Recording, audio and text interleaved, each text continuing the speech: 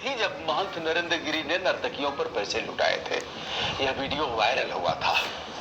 यह वही नरेंद्र गिरी जिनका कल पोस्टमार्टम हुआ।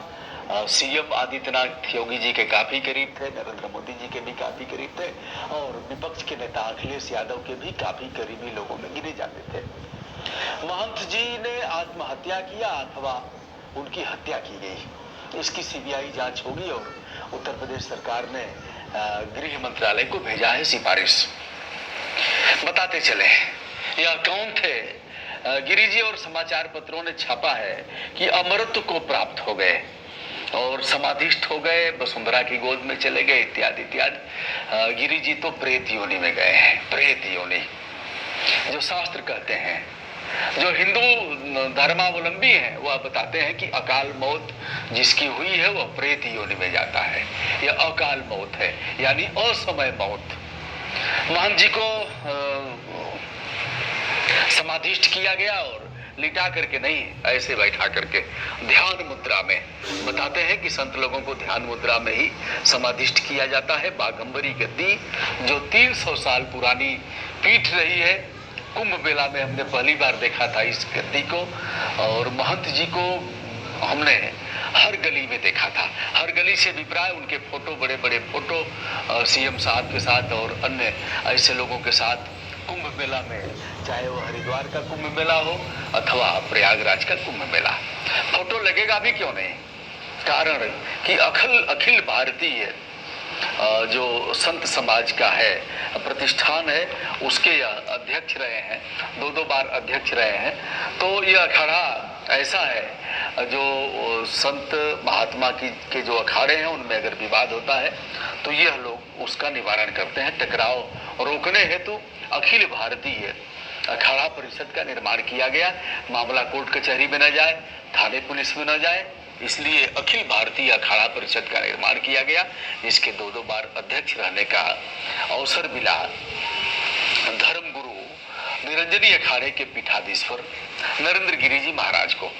सोमवार को संदिग्ध परिस्थितियों में पंखे से लटके हुए यह पाए जाते हैं। फिर पूरे प्रदेश और देश में भूचाल आता है। हत्या हुई अथवा आत्महत्या, तमाम साधु महात्माओं ने कहा कि आत्महत्या कर ही नहीं सकते।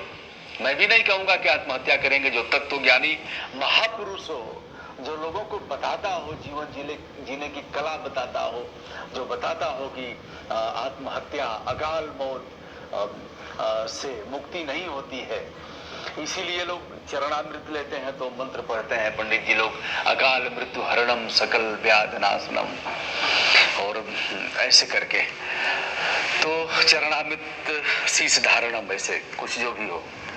सुसाइड नोट में जो नरेंद्र गिरी जी ने लिखा है कि महिलाओं के साथ अश्लील वीडियो हमारा वायरल कर सकता है हमारा शिष्य, जो हमारा शिष्य है, जो आज हमारे दुश्मन के रूप में हमारे सामने खड़ा है, जो योग गुरु आनंद गिरी के नाम से जाना जाता है।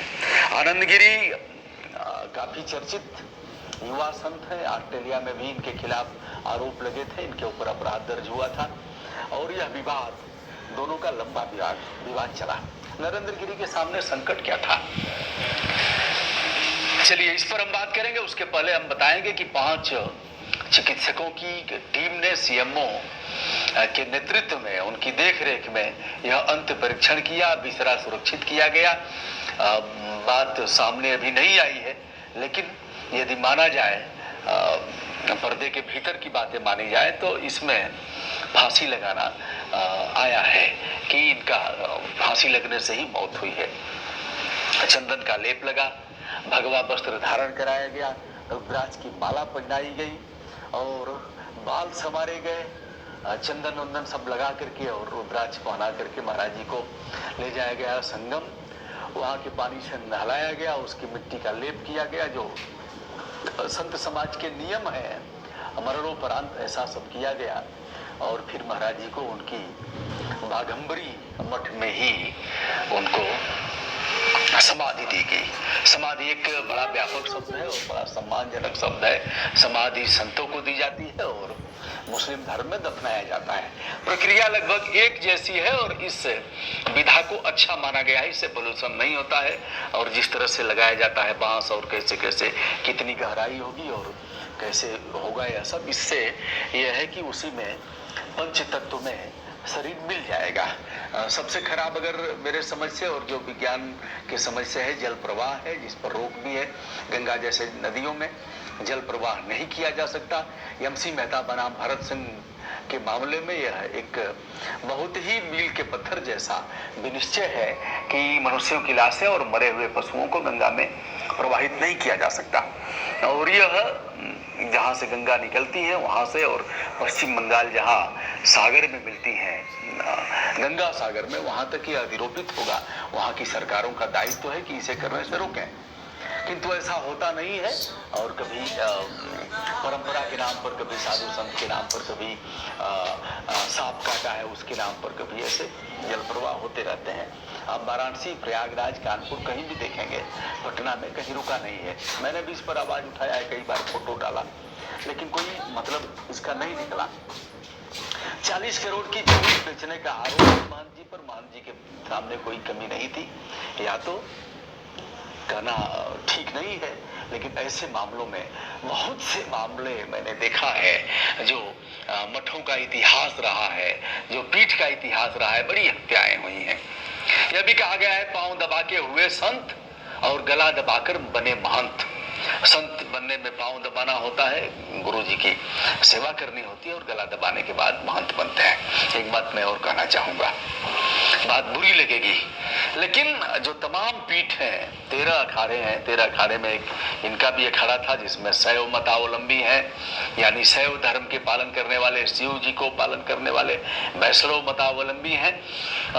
13 अखाड़ों के बाद एक किन्नर अखाड़ा भी शामिल हो गया। यह 14वें अखाड़े के रूप में है।